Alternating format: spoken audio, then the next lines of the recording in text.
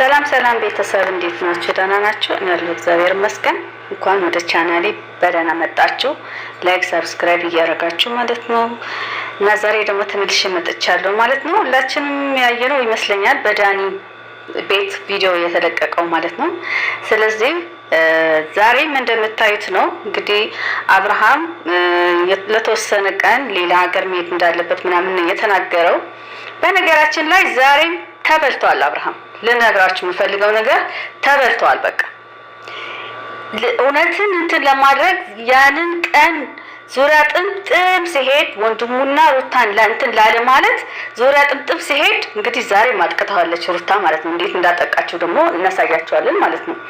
በደንብ አድርጋችሁ ቪዲዮውን እዩት እሺ፣ ምን እንደምታደርግ። በነገራችን ላይ እሱ እንደሚሄድ ተናገረ እንጂ እሷ ጠንቅቃ ቀድመውት እሷና ኤፍሬም ቀድመውት ነው ወዴት እንደሚሄድ ምን እንዳሰበ ምናምን የሚያውቁት። ገባች አይደለ? ለዚህ ሁሉ ተጠያቂ ደግሞ ቡዜ ናት። ይሄንን ስል እህቱ ናት። ነገር ግን ያንን እውነት ላለመናገር ስትል ራሱ አጣርቶ መድረስ አለበት ብላ አሳልፋ ያሰጠችው አብርሃም ራሷ ናት።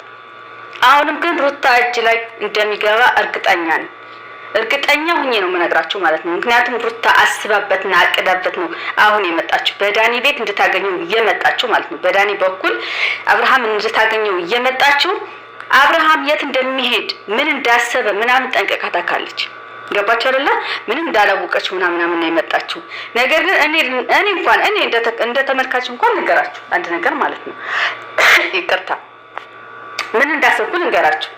አብርሃም ጥቆማ ተሰጥቶታል እና የሚሄደው ደግሞ ለሁለት ቀን ለሶስት ቀን ነው የሚሄደው ምናምን የሚለው ቡታጅራ ቢሄድ ነው። ከዚያ ውጭ የትም አይሄድም።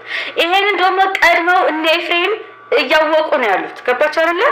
ስለዚህ ቀድማው የት እንደሚሄድ ምን እንዳሰበ ያንን መረጃ ጠንቅቆ እንደሚያውቅና ከነሱ ራስ እንደማይወርድ ስላወቁ ቀድማው መጣች አሁን ማለት ነው።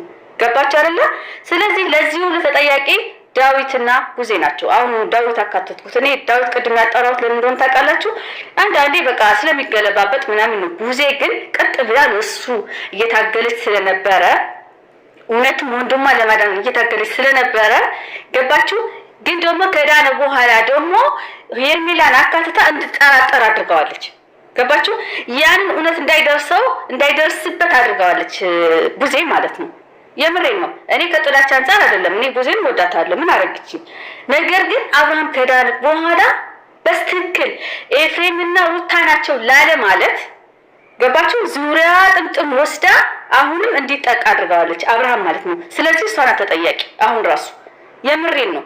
ነገ አብርሃም ሩታ ቤት ካያችሁት የገዛ እህት ወንድሞች ናቸው እንደዚህ እንዲሆን ያደረጉት። እውነት መናገር ይጠበቅባቸው ነበር። ለምን መሰላችሁ?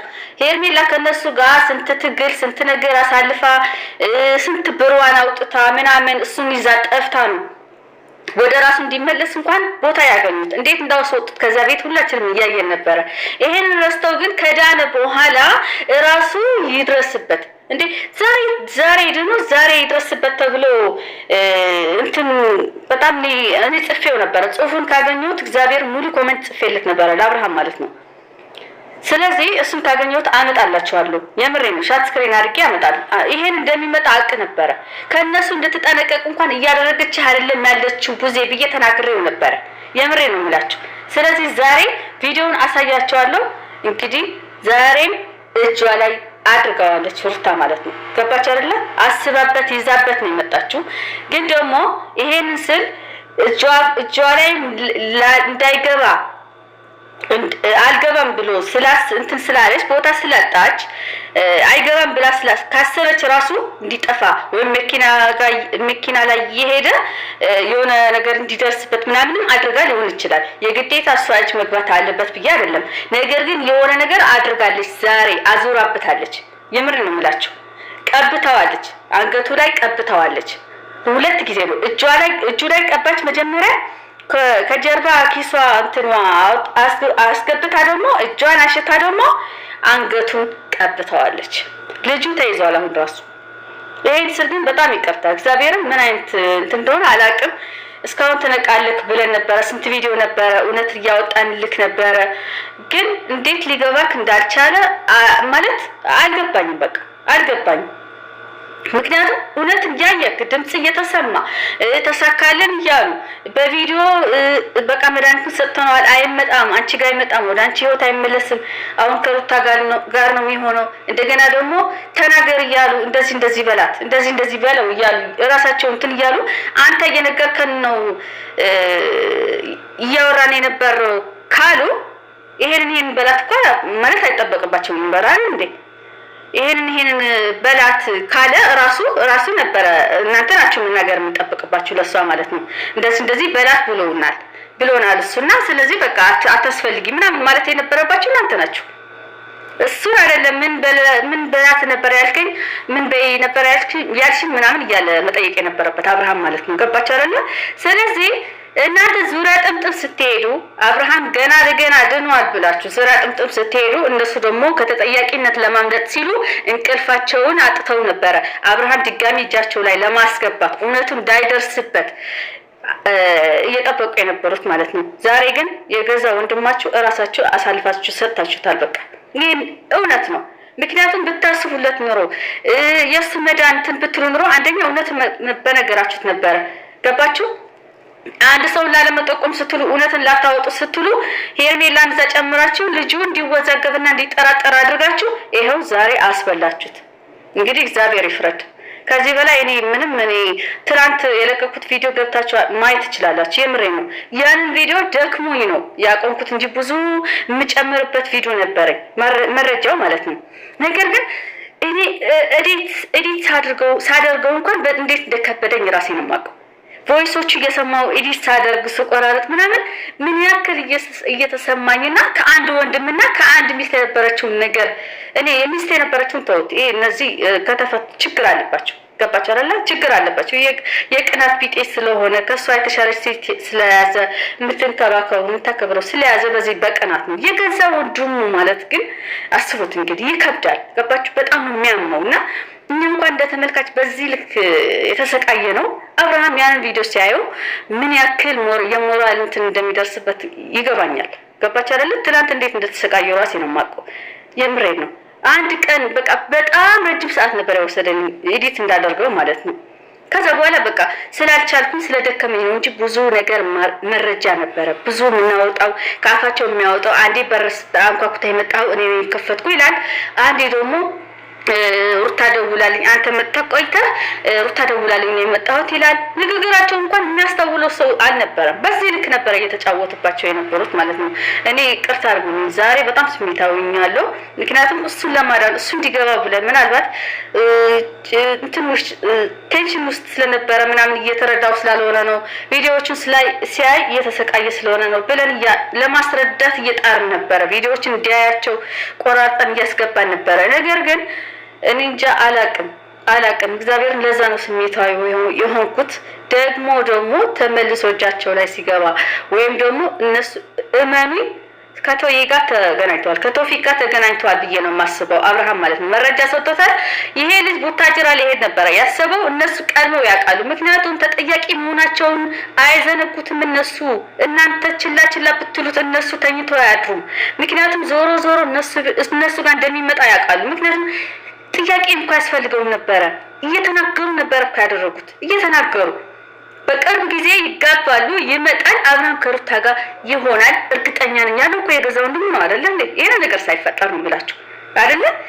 እንደገና ሳያጠፉ አጥፍተናል ግን ጥፋት የለንም ግን ደግሞ በቃ ስለሁሉም ነገር ይቅርታ ብለው አልመጡም እንዴ? ከዚህ በፊት ልጅ አቀባብታ ስታሳቅፈው አላየንም እንዴ? የዛኔ አልገባችም ነበረ። አስመጥታ ቤት እንደ ልጅ እንትን አድርጋ ቤት ላይ ከዘጋችበት ነው የገባችው እንጂ የዛኔ ያንን ቪዲዮ ፖስት ስንለው የሆነ ነገር በልጁ እየቀባባችሁ ነው ምናምን እያለን አላመናችም ነበረ። ከዛ በኋላ ልጁ ቀይራው ልክ ህፃን ሆኖ ምንም የማይናገር አይጋገር ሆኖ ቤት ላይ ቁጥ ስታደርገው ግን ብዙዎቻችሁ ገብቷቸዋል። ገባችሁ አይደለ? እና እኛ የዋሽን ሳይሆን እያየን ነው መረጃ የምንሰጠው። ነገር ግን ብዙ ሰው እየተረዳ አልነበረም። የዛኔ የቦርሳው እንትን ነው ምናምን እያላችሁ ነበረ። ልጁ ግን በቃ አጠቃችሁ ማለት ነው። ስለዚህ ብዙ ነገራቶች ነበሩ እውነት የሚያስብል ምስክርነት ከአፋቸው እየተሰጠ ነበረ። ምን እያደረጉ እንደሆነ እንደተሳካላቸው ለብዙ ጊዜ ልፋታቸው እንደነበረ እጃቸው ላይ ለማስገባት ምናምን ብዙ ጊዜ ተናግረዋል። ብዙ 10 100 ከዛ በላይ ተናግረዋል። ማንም ሰው የሚሰማ ሰው አልነበረም። ገባችሁ? እኛ ነበር እንደ ኦዲየንስ የምንጨነቀው ማለት ነው። እንደዚህ ስሜታዊ ሁኝ እንትን የምለው ለምን እንደሆነ ታውቃላችሁ? አብርሃም ለምን እውነት እያወቀ ምናምን እንደዚህ አይደለም እያልኩ ያለሁት ልጁ ድኗል ወይ በቃ እያወራ ነው፣ ኮንፊደንስ አለው ምናምን፣ ግን ለምን እውነት እያየ እንደዚህ እንትን አላለም ብዬ አስባለሁ። ነገር ግን ሳስበው ደግሞ ትንሽ ጊዜያት ምናምን ለመረጋጋት ምናምን አስቦ ሊሆን ይችላል ብለን ነው የምናስበው። ገባችሁ አይደለም? ነገር ግን እውነት የምታውቁ ሰዎች ትላንት ካለኛ ፍቃድ አይወጣም፣ እኔ አልፈቀድኩለትም፣ ከእናንተ ጋር አይሄድም እየተባላችሁ የነበራችሁ እህት ወንድሞች ግን እውነትን እያወቃችሁ ደብቃችሁት አሁን ለጅብ አሳልፋችሁ ሰጣችሁት ማለት ነው።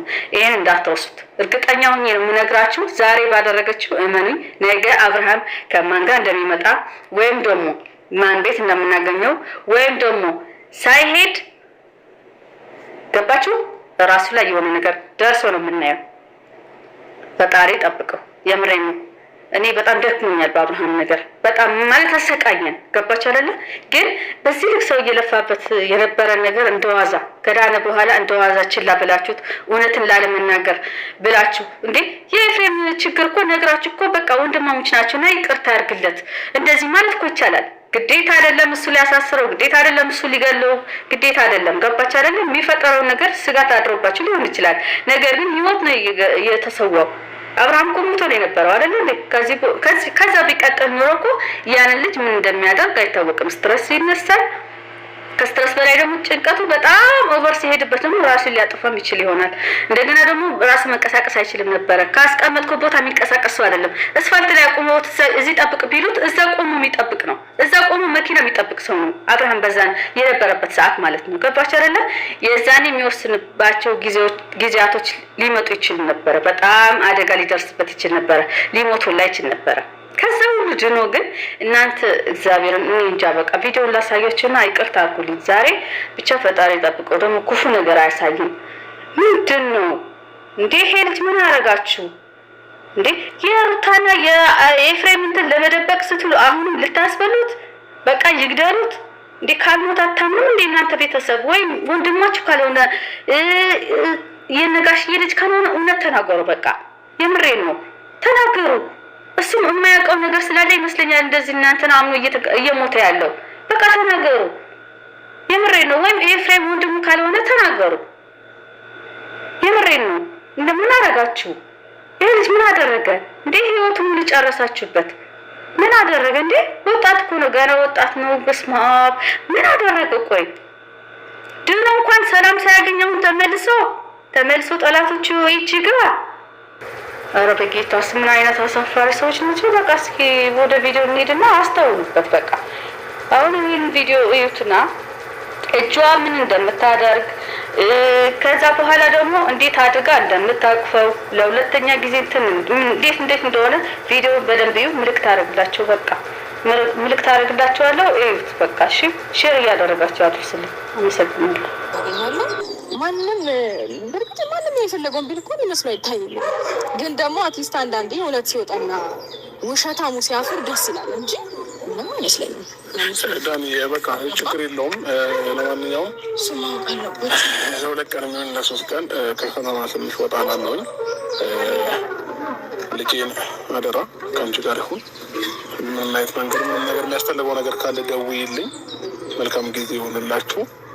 ስላስጨነቅኩሽም እውነታውን ካልነገርሽኝ ብዬ ስለጨቀጨኩሽ በጣም ይቅርታ። እውነታው ፈጣሪ ያለ ጊዜ ይፈታል።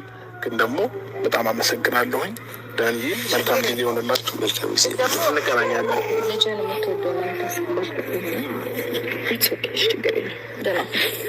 የሚፈልግ ነገር አለ በመጨረሻ? አልቆይም። 2 ቀን ወይ 3 ቀን ነው። እረፍት ማድረግ ስለፈለኩኝ ነው። እመለሳለሁ። ሀሳቤን አገኘሽም?